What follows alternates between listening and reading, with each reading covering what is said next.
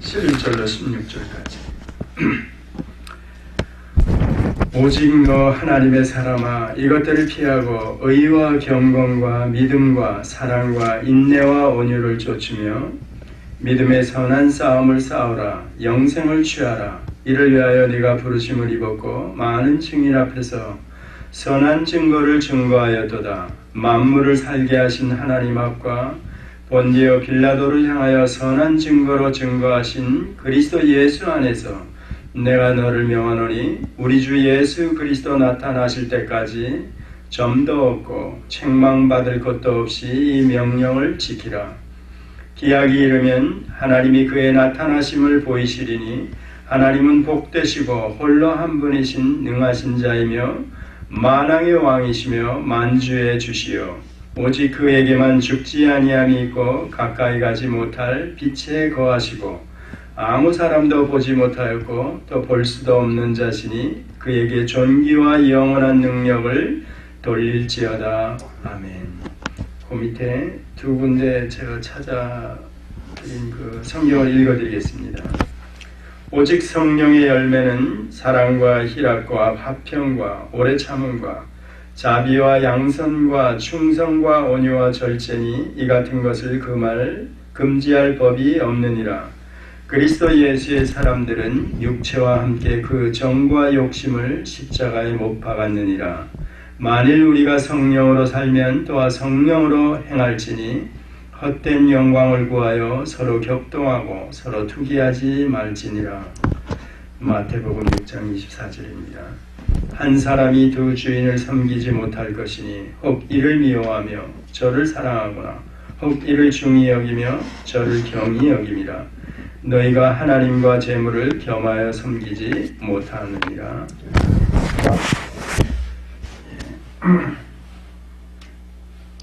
지난번에 저희가 디모데전서 6장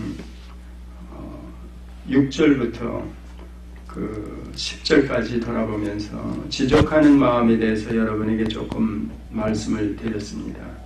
자족하는 마음이 아니고 지족하는 마음으로 이렇게 설명을 드렸죠. 그 부분에 여러분들이 많이 이해가 있었으리라 생각합니다. 오늘 본문을 들어가면서는 오직 너 하나님의 사람아 이것들을 피하고 의와 경건과 이렇게 쭉 나오는데 오직 너 하나님의 사람아 이랬을 때 사실은 이 부분은 사도 바울이 디모데를 향해서 오직 너 하나님의 사람아 이렇게 지칭하는 것 맞습니다. 근데 신약으로 넘어와가지고 오순절 이후에 넘어와가지고는 저희들을 향해서도 마찬가지로 오직 너 하나님의 사람아 이렇게 호칭을 하는 것입니다. 만약에 그렇지 않다 그러면 이 서신 자체가 목회 서신의 수신자가 디모데 한 사람으로 보게 되고 이건 목회자 디모데에게 보낸 사도 바울이 보낸 서신이구나, 개인적인 서신이구나 이러면서 저희와는 실제적으로 이렇게 멀어질 수가 있습니다. 제가 지난번에도 공동서신을 돌아보면서 마찬가지로 말씀을 하였죠. 디도서나 다른 서신들도 마찬가지로 저희가 특별하게 목회서신이다, 신학자들이 이렇게 구분해 놓은 것 그렇게 너무 이렇게 집착하면 안 됩니다. 1차적으로 성경 자체가 하나님이 자기 백성들에게 주시는 말씀입니다. 계시 혹은 즉 계시라는 의미가 밝히 열어서 그 대상자가 누구인지 알기를 원하는 심정에서 이렇게 말씀을 하셨다 혹은 전해주셨다 이런 얘기입니다. 바로 이 성경이 전체가 다 그렇게 본다 그러면 오늘 저나 여러분도 마찬가지로 하나님의 사람입니다. 그렇죠? 거듭난 사람, 로마서로 얘기하면 의인된 신분에 있는 사람들, 예수 믿는 데는 사람들, 중생한 자, 이런 사람들이 다 하나님의 사람입니다. 하나님이 자기 사람으로 얘기하는 겁니다. 성경 자체가 그래서 1차적으로 하나님의 백성들, 자기 사람들에게 주어진 하나님의 말씀이다. 이렇게 보는 거죠. 이 성경이 다른 사람, 세상에 가지고 나가면 그게 상관이 없다 이렇게 얘기합니다. 믿어질 수가 없는 거죠. 물론 교회 안에서도 중생한 자가 아니면 이 성경이 바로 깨달아지질 않습니다. 지식으로는 세상 밖에 있는 사람들도 성경을 몇 번 읽은 사람도 있고, 그 좋은 말씀이 많이 들어있는데 뭐 이렇게 얘기하는 사람도 있습니다. 전혀 안 읽어본 사람만 있는 게 아닙니다. 자, 그런데 이렇게 하나님의 사람아 이랬을 때는 실제로 하나님의 사람들인 수신자, 즉 오늘로 얘기하면 저나 여러분, 저희들 전부 다 교회를 향해서 이렇게 받아야 된다는 겁니다. 자, 그렇게 진짜 전제를 시작하면서 이것들을 피하고 그랬죠. 이게 도대체 뭐야? 뭘 피하려는 거야? 그 앞절에 저희가 짧게 끌고 오면 6장 3절 이하 10절까지를 이렇게 줄여가지고도 저희가 설명할 수 있죠. 지난번 주와 그 지난주에 여러분에게 말씀을 전해드린, 즉 다른 교훈, 그 다른 교훈으로 말미암아 어떤 피해가 이렇게 오게 되는지 그런 것들입니다. 또 바른 말, 즉 바른 교훈에 창념치 않으면 어떤 결과가 일어날지 이런 것들, 그로 말미암아 일어날 수 있는 일들, 이것들을 피하려는 겁니다. 그러니까 다른 교훈과 바른 교훈을 구별해 가지고 바른 교훈을 창념하라. 그러면 그렇지 않을 때 일어날 수 있는 일들이 이제 일어나지 않는다는 얘기죠. 그러니까 하나님의 사람에게 이렇게 전제를 하면서 이것들을 피하라 이렇게 얘기를 했으니까 바로 그 얘기를 하는 겁니다. 그러면서 누구에게나 관심이 많은 돈에 대해서 또 나왔다 그랬죠. 지난주에 저희가 10절에 달아보니까 돈을 사랑함이 일만하게 뿌리가 된다 이러면서 돈 문제 골치 너무 아프죠. 막 저희들 헷갈리게 하고 돈 문제를 근데 지난주에도 말씀을 드렸지만 예수님이 많이 했습니다. 재물에 관해서. 사실은 얼마나 사람들이 관심이 많은지 예수님이 많이 언급을 했습니다. 재물에 관해서. 그러면서 오늘 본문도 사실은 그거죠. 지난주 본문도 돈을 사랑함이 일만하게 뿌리가 된다. 돈, 그 물질의 최고한 어떤 가치, 그걸 우리가 돈으로 생각하지 않습니까? 그 돈의 마음이 뺏기면 하나님을 떠나게 된다는 얘기입니다. 그러 말미암아 우리가 여기도 10절의 본문이 나오죠. 일만하게 뿌리가 되는 이것을 사모하는 자들이 미혹을 받아 믿음에서 떠나 많은 근심으로 자기를 찔렀다. 그 돈을 사랑한다면 그러면 돈 사랑하는 사람이 어디 있습니까? 돈이 필요해서 제가 일을 해서 또 소득을 얻고 그러는 거지, 돈은 필요한 거지 제가 사랑하는 게 아닙니다. 이렇게 얘기할 수 있습니다. 모두들 다. 자, 그러면 우리의 삶 전체에서 그러면 너 하나님을 사랑하는 거야? 예, 하나님을 사랑합니다. 그러면서 그 필요한 돈을 위해서 지나치게 제가 시간을 뺏기고 마음을 뺏기고 정신 다 거기 빠져 있으면 실제적으로는 하나님을 사랑하는 게 아닙니다. 돈을 사랑하지 않는 거지만 그렇다는 얘기입니다. 하나님을 사랑해야 이 돈을 멀리할 수 있다는 겁니다. 돈으로 말미암아 믿음에서 떠나게 되는 이 유혹들을 이길 수 있다는 겁니다. 쉽게 얘기하면 하나님을 사랑해야 그 나머지 모든 문제들을 해결할 수 있다 이런 얘기. 제가 전에 한번 10계명 얘기를 했죠. 7계라 그러는 7계를 범하지 않으려면 어떻게 해야 되는가. 그랬을 때는 다른 거 없다 그랬죠. 내가 뭐 음욕을 품지 않고 간음하지 말라는데 나 안 하면 되는 거지.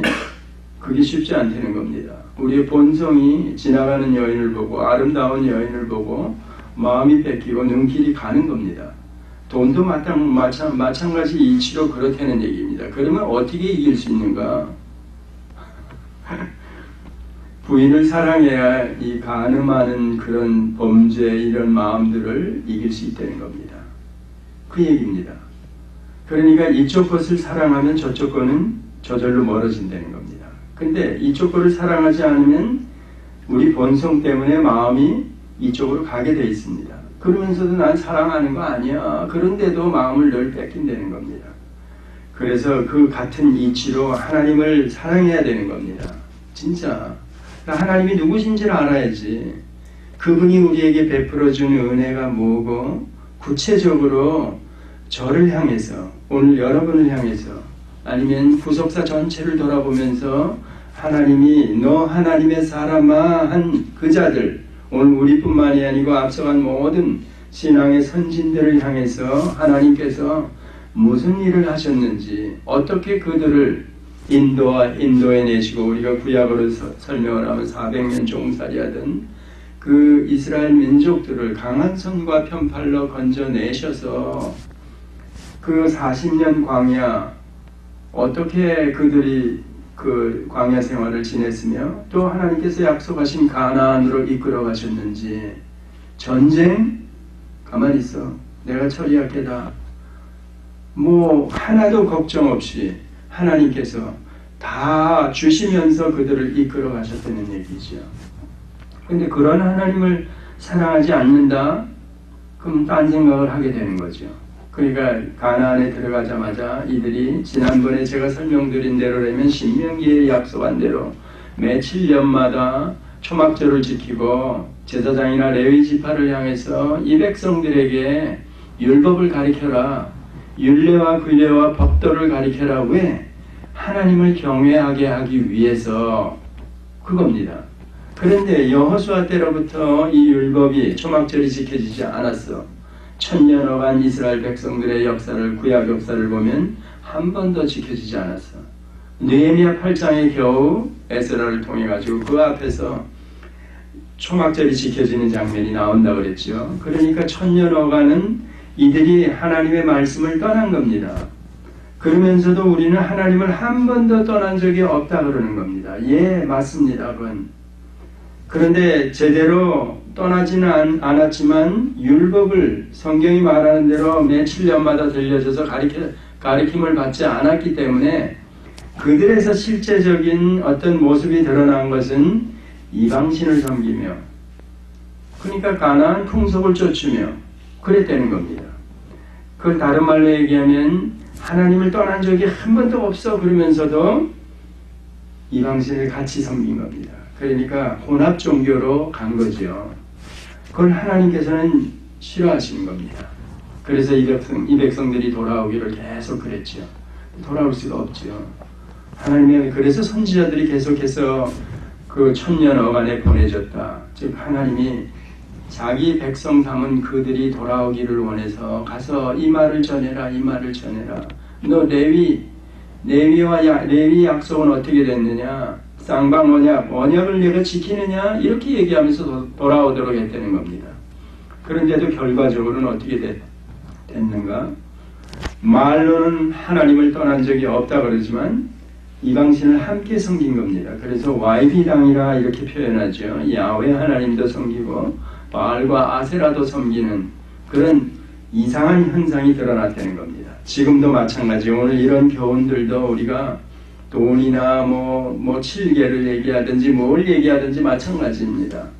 하나님을 진짜로 사랑하지 않으면 그냥 이쪽 것을 제가 같이 겸하여 가지고 있다는 겁니다. 이런 모습이 여기 오늘 지적하는 겁니다. 너 하나님의 사람아 이렇게 나오는 것. 이걸 피하고 또 그 밑에 나오죠. 믿음의 선한 싸움을 싸워라 영생을 취하라. 이런 본문을 읽다가 이 명령들이 제가 전에도 얘기했지만 성경을 여러분들이 자꾸 보다 보면 하나님은 정말 잔소리가 심하신 분 아니야? 이렇게 생각할 수가 있습니다. 이건 부모 유가 아닙니다. 하라 하지 말라 하는 것. 과거 이스라엘 백성에게 613가지 하라 하지 말라 하는 것. 뭐 10계명 안에도 그렇죠. 하라 하지 말라 그러고 이거 귀가 따갑도록 듣는 겁니다. 집안에서도 부모에게 듣는데 성경으로 돌아와서 보니까 성경도 마찬가지. 하라 하지 말라. 이거 왜 그럴까? 한번 고민해 보시면 내 새끼들이기 때문에 내 백성이기 때문에 하나님께서 내 자식이기 때문에 이렇게 얘기하는구나 이렇게 받아들여야 된다는 겁니다. 근데 이게 잘 안 들어오지 않습니까? 사춘기 때 애들에게 그렇게 얘기를 해도 안 들어오는데 어느 날 덜커덩하고 돌아오는 겁니다. 그 철들어 돌아오고 나야 부모가 보이고 우리 입장 신앙적으로 보면 제대로 성경으로 돌아와서 철이 들고 나니까 하나님이 누군지 그때 이제 하나님을 사랑할 마음이 생겨나는 겁니다. 하나님을 사랑하는데 어떻게 내가 해야 하나님을 사랑하는 거지? 그 명령을 지키는 겁니다. 하나님이 하라는 거는 하고 하지 말라 하는 거는 하지 않는 거, 그겁니다. 쉽게 얘기하면. 그러면 하나님 말씀에 순종하는 겁니다. 이건 하라는 거구나, 이건 하지 말라는 거구나, 그거 지키는 겁니다. 다른 거 없습니다. 너무나도 쉬운데 이게 잔소리처럼 들리고 마음에 와 닿질 않으니까 그거 제대로 지키지 않고, 그러면 하나님을 사랑하라? 하나님이 우리를 사랑한 것 같이 우리도 내 이웃을 사랑해야 된다, 이렇게 얘기하는 겁니다. 그래서 지난번에도 말씀드리지만 하나님이 사랑입니다. 하나님은 사랑이십니다. 성경이 요한에 의해서 계시록 끝났다, 이 이유도 여러분들이 있다 그랬죠. 사랑의 사도라 그랬죠. 요한 그만 유일하게 사도 중에서 순교를 하지 않고 계시록을 기록하고 세상을 떠났죠. 마지막에 결국은 그겁니다. 하나님이 사랑이시라는 걸 저희들에게 보여주는 겁니다. 하나님의 사랑, 아합으로 설명을 여러분들에게 이미 드렸죠. 아카페 사랑만이 아닌 아하브 사랑, 즉 이 안에는 아카페, 에로스, 스톨게, 또 필리아 다 들어가 있는 겁니다. 특히 에로스 사랑 같은 것은 하나님이 질투하시는 사랑이라고 그랬지 않습니까? 하나님 자기 백성들이, 이 새끼들이 나를 사랑하지 않아 엉뚱하게 우상을 섬기면서 마음을 저쪽에 다 뺏기고 있어. 그걸 못 보신다는 겁니다. 그걸 못 보신다는 겁니다. 그래서 그럴 때는 하나님의 에로스 사랑이 드러났다 그러는 겁니다. 회초리를 들고 그냥 이놈의 새끼 하면서 돌아오도록 하신다는 겁니다. 그런 걸 보고 에로스 사랑, 또 하나님이 아브라함을 내 벗이라 친구라 그랬다 그랬죠. 그러니까 하나님이 그런 사랑도 가지고 계시고, 또 하나님의 자식을 사랑한 것 같은 사랑, 다 그러니까 모든 사랑, 우리가 헬라 철학에서 얘기하는 모든 사랑을 이렇게 나누는 게 아니라 그걸 다 포함한 사랑이 하나님의 사랑이라는 겁니다. 그러니까 저에게서도 여러분에게서도 하나님의 사랑의 카피본이라 그러면 왜 우리가 불의를 보고 가만 못 있는 겁니까? 예수님도 왜 분노하시고 왜 그러는 겁니까? 성전에서 그 돈밥 환전상들을 향해서 뒤집어 엎으면서 뭐라 그랬습니까? 이 성전 얘기를 하셨죠. 그런 겁니다. 그러면 이 모든 사랑이 우리 안에 다 그대로 드러나야 된다, 이겁니다. 그러니까 여기서 본문에서 얘기하는 의와 경건과 믿음과 사랑과 인내와 온유를 쫓으며, 이게 힘든 얘기가 아니죠. 그러니까 하나님의 백성으로 우리가 구원을 얻은 이유라면 이건 당연히 우리에게서 그냥 나와줘야 되는 것들이라는 겁니다. 이걸 얘가 나와서 그 뒤에 그래서 제가 12절에 선한 싸움을 싸우라 그런 걸 우리가 쉽게 이렇게 받아들일 수 있죠. 근데 영생을 취하라 이런 얘기 나오면 이거 영생은 거저 주시는, 값없이 하나님께서 주시는 거 아니야? 내가 어떻게 노력을 해서 취하라 이런 데 가서는 또 여러분들이 맥히기도 해야죠. 실제로. 그러니까 이런 본문을 볼 때 영생을 취하라 그랬으니까 이건 하나님이 영생을 주시기도 하지만 우리도 취해야 되는구나. 잘못하면 우리 구원 문제를 가지고 우리가 신인 합작서를 얘기할 수도 있다 그랬죠. 그런 식으로 이해하면 여러분들이 성경을 잘 모르는 거라 이렇게 제가 설명을 드렸습니다. 그래서 주어지는 믿음이나 이런 은혜 같은 것은 값없이 다 우리가 받는 사람이 되는 겁니다. 그 다음에 우리를 놀고 먹게 그냥 놔두시지 않는다 그랬습니다.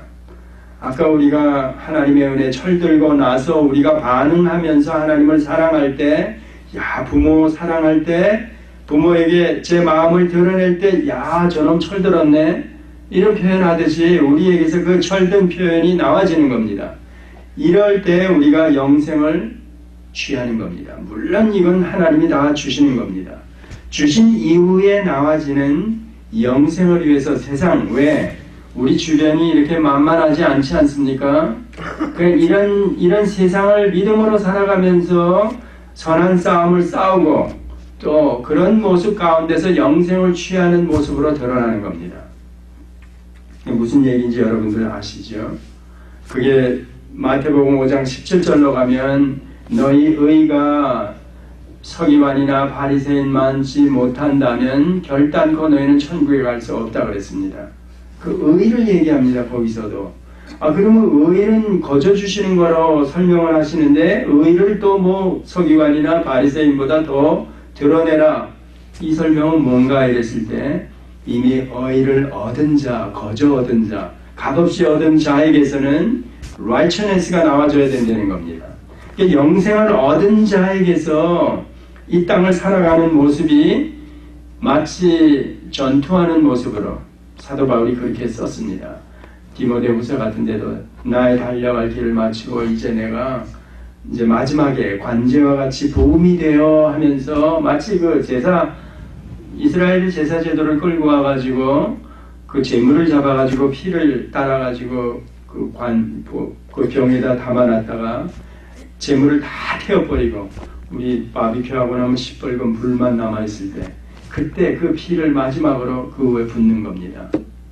그렇게 자기가 이 땅을 구원 얻은 하나님의 백성으로 사역자로 살면서 맨 마지막에 피 한 방울까지 관제로 부은 것 같이 되었다. 이제 나의 달려갈 길을 마치고 의의 멸관을 기다린다 하면서 본인이 고백하기를 내가 경주자와 같이 뛰었다. 마치 검투사와 같이 아니면 박싱 선수든지 운동하는 자로 비유하든지 무엇으로 비유하든지 그의 일생이 그렇게 뛰는 자, 달려가는 자, 싸우는 자로 이렇게 저희들에게 가르치고 있습니다. 그러면 영생을 이거 싸워서 얻는 거야? 그게 아니죠. 얻고 난 사람이기 때문에 그런 모습으로 살아간다는 겁니다. 이런 것들은 제가 제 개인적으로 볼 때는 철들어서 살아가는 삶의 모습을 보이면서 저건 네 집 아들이야. 저 부모 누구지? 그런 모습을 보이는 겁니다. 하나님의 자녀가 된 이후에 저희들의 살아가는 모습이 오늘 이게 여러 가지로 언급을 하죠. 의와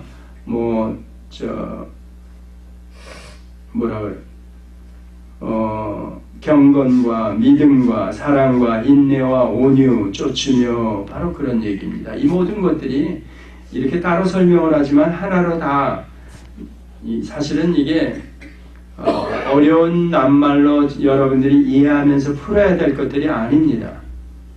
그냥 쉽게 갈라디아서 5장인가 거기 가든지 성령의 9가지 열매를 설명할 때 마찬가지 그런 식으로 하나 성령을 쫓아 행하면 그 모든 것 사랑과 희락과 이런 것들이 전부 다 나와지는 거로 여기도 마찬가지 그렇게 설명을 하고 있는 겁니다. 그러니까 하나님의 사람이라면 피할 건 피하고 이런 것들을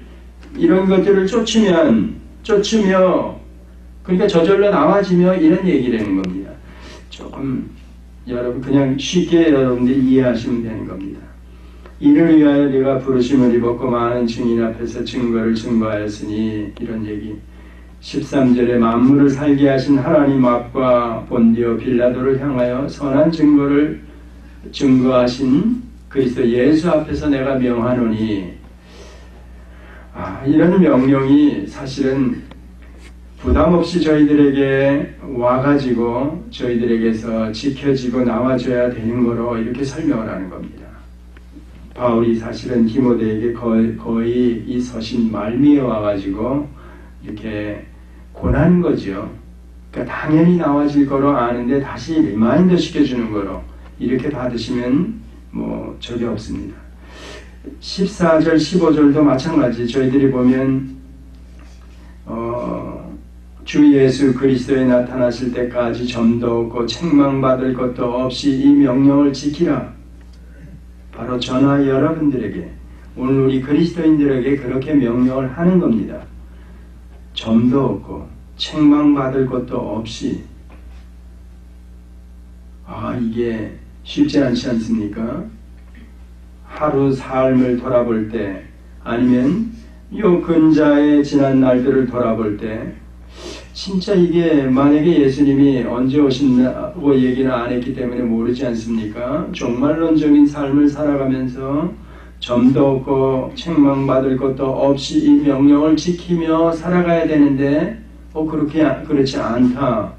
그렇다면 이게 부담이 되는 겁니다. 이런 말씀이. 그리고 제가 자책을 하게 되고 15절에 기약이 이르면 자 그런데 그렇게 살아간다 그래도 이게 뭐야? 15절에 들어가 보니까 기약이 이르면 즉 하나님이 약속한 때가 이르면 이렇게 얘기를 하니까 그 기약이 언제인지 우리는 실제로는 모르는 겁니다. 그래서 금방 말씀드린 대로 종말론적인 삶을 우리가 하루하루 살아가야 된다. 이게 쉽지 않은 겁니다. 근데 오순절 이후에 성령이 오신 이후에는 그때나 지금이나 또 앞으로 세상에 태어나지도 않은 하나님의 백성들 그 사람들도 태어나서도 마찬가지로 종말론적인 삶을 살아가는 사람들입니다. 그리스도께서 오시기 전까지는 모든 사람이 다 그렇다면 저희 같은 경우에 혹은 저희 앞선 모든 성도들이 이런 종말론적인 삶을 살아가면서도 기약이 이르면 했으니까 그 기약이 이르기 전에 잠자는 겁니다. 세상을 떠난 겁니다. 세상 말로 얘기하면 죽은 겁니다. 자, 그렇다면 그 앞선 성도들이 살아가는 것, 또 우리도 만약에 우리가 살아있는 동안에 제가 개인으로 제가 살아있는 동안에 약속대로 주님이 오시지 않는다면 이런 얘기입니다. 기약이 이르면 그리고 그 뒤에 하나님이 그의 나타나심을 보이시리니 제가 만약에 살아있는 동안에 이 기약대로 주님이 오시는 모습을 보아 와 이거야말로 그동안에 제가 살아있는 동안에 겪었던 어려움들 여러 가지 여러분 신앙생활하면서 그 앞서서 이것들을 피하고 그 피하느라고 얼마나 애를 썼습니까? 또 바른 교훈을 제가 창념해야 피할 수 있으니까 시간 많이 뺏기면서 성경 말씀을 읽어서 내 마음의 양식으로 담아 넣으면서 만약에 그렇지 않았을 때 내가 일어날 수 있는 그것들이 지난번에 얘기한 거죠. 투기와 분쟁과 해방과 악한 생각 이런 것들 그런 것과 싸우기 위해서 얼마나 애쓴 모든 것들 기약대로 제가 살아있는 동안에 예수님이 오신다 그러면 그게 한순간에 다 깨끗해지는 겁니다. 진짜 잘 참았구나. 그런데 기약이 이르기 전에 제가 세상을 마친다면 여러분이 세상을 끝낸다면 그러니까 그 생각을 하면 또 앞선 많은 성도들을 돌아보면 실제로 우리 앞서 떠난 사람들은 기약대로 예수님이 오시기 전에 믿음 생활을 하다가 이런 것들을 피하고 믿음의 선한 싸움을 싸우고 영생을 취하면서 그러면서 살아온 나날들을 그러다가 그냥 만 겁니다.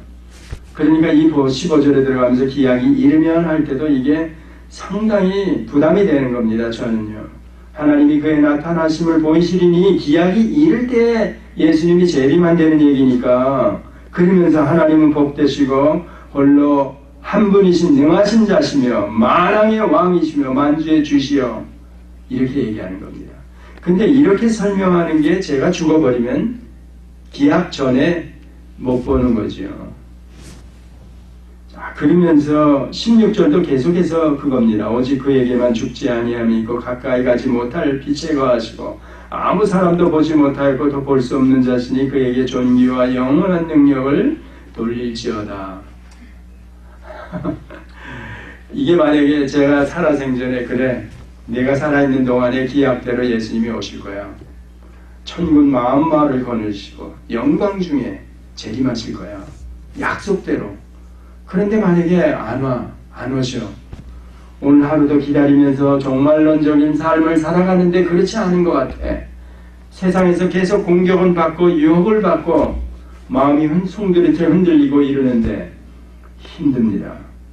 그러니까 이 마지막으로 구원하는 권고 자체가 디모데에게만이 아니고 우리에게도 해당이 되는데도 불구하고 이거 지키기가 굉장히 힘든 겁니다. 제가 그래서 제목을 이런 명령을 누가 지킬 수 있을까? 제가 이렇게 하소연을 하듯이 제 심정을 그냥 얘기한 겁니다. 저도 마찬가지입니다. 이런 명령, 선한 싸움을 싸우고 영생을 취하고 의와 경건과 믿음과 사랑과 인내와 온유, 너에게 쫓으며, 즉 너에게서 나와지며, 쉽지 않은 거죠. 그러면서 그리스도가 누구신가 하는 걸 자꾸 설명하는 겁니다. 결국은 구원 얻은 이후에 믿음으로 이 땅을 살아가는 그 여정이 만만치 않다는 얘기입니다. 쉽지 않은 여정이라는 겁니다. 이걸 여러분들이 어떻게 견디느냐? 아까 얘기했죠. 이걸 또 잔소리야 하면 제 마음이 딴 쪽으로 가게 돼 있는 겁니다. 그 잔소리, 부모가 하는 잔소리를 자식들이 많이 봐요. 한마디라도 버릴 게 있습니까? 백인 백마디 다 자식을 위한 잔소리 아닙니까? 그러면 이 성경도 마찬가지로 자기 너 하나님의 사람아 하고 이렇게 우리에게 권고하는 말씀이라면 이게 다 세상 말로 얘기하면 살이 되고 피가 되고 그러는 거죠. 진짜 좋은 말씀들입니다. 그래서 아까 얘기한 대로 쉽게 하나님을 어떻게 사랑해야 되느냐, 그 사랑을 우리가 드러내야 되는데 철이 들어야 되는, 철들려면 이렇게 하나님의 말씀이 자꾸 이 안에 들어와야 성령께서 역사하시는 겁니다. 어느 날 철들면 이런 반응이 더디지만 조금씩 나와진다는 겁니다. 자, 앞서거니 뒤서거니 하면서 제 주위 분들이, 신앙의 동지들이 야 빨리 와 이러다가도 제가 어느 날 보면 제가 누구를 향해서 야 가지마 이리 와 이러는 위치에 와 있고 그러는 겁니다. 자, 이렇게 사는 삶이 믿음으로 살아가는 삶이다. 사도 바울이 디모데에게 혹은 우리에게 오늘 하나님께서 권고하는 얘기다. 너 이것들을 피하고 의와 경건과 믿음과 사랑과 인내와 온유를 쫓아 이르고 선한 싸움을 싸우고 영생을 취하라 이런 얘기입니다. 근데 이 모든 명령들을 지키기 위해서 중요한 게 결국은 하나님이 누구시냐 하는 겁니다. 하나님이 누구시냐? 온 우주 만물을 지으시고 만유 만사를 주관하시는 분이시다. 그분이 공급해 주시지 않으면 우리가 기거동작할 수 없고 한순간이라도 생명을 유지할 수가 없다는 얘기입니다. 지난번에 여러 차례, 그래서 신앙의 초보 상태에서 하나님이 누구냐 이랬을 때 전능하신 분이시며 천지 창조하신 분이시다. 창조주 하나님이시다. 그러니까 모든 보이지 않는 세계, 보이는 세계 안에 들어있는 모든 것은 다 하나님이 지으셨다. 그래서 이럴 때 창세기를 돌아가서 보는 겁니다. 저희들이. 창세기를 처음에 시작하면서 제가 한번 학교에서 그런 얘기했죠. 처음에는 창세기 성경의 첫 장이니까, 첫 페이지니까 들어가면서 보다 보니까 이게 잘 이해가 안 되니까 신학자들, 성경학자들의 얘기들을 자꾸 관심을 가지고 보다 보니까 어느 한편에 치우쳐가지고 창세기를 보게 된 겁니다. 그러다 보니까 저랑 입장이 다른 사람은 좀 틀린 사람 같은데 내가 맞나? 이렇게 되고 뭐 아주 저보다도 똑똑한 사람들이, 유식한 사람들, 이런 사람들이 또 창세기를 얘기하는 걸 듣다 보니까 거기도 일리가 있는데 이렇게도 생각할 수 있고, 그런데 이제 나중에 창세기를 제가 출애굽한 이스라엘 백성들을 향해서 모세가 1차 수신자가 누구냐 하는 걸 제가 알고 나니까 그때 그 백성들 400년 종살이 하면서 빡세게 노동 치느라고 뭐 이 사람들이 제대로 공부나 했겠습니까? 그런 사람 우글거리는데 앞에서 이 창세기를 설명해 주는 겁니다. 강한 손과 편팔로 10가지 재앙, 마지막 초태생 재앙을 통해서 그 백성들 홍해를 갈라서 건져낸 이후에 그 백성들을 향해서 바로 야훼 하나님, 너희 조상 아브라함의 하나님, 그가 너희를 건져내었다. 그가 누구냐? 그 설명을 창세기 1장부터 11장까지 1차 수신자인 그들에게 해주는 겁니다. 그러니까 실제로 아브라함 이전 세대 하나님께서 특별하게 자기 백성 삼아서 이스라엘 백성을 이렇게 다 건져내신, 시작하신 그 이전, 그러니까 전 세계를 향해서 하나님께서 무슨 일을 하셨는지 그런 내용들을 이 자기 백성들을 그 시내산 앞에 앉혀놓고 모세를 통해서 들려주시는 겁니다.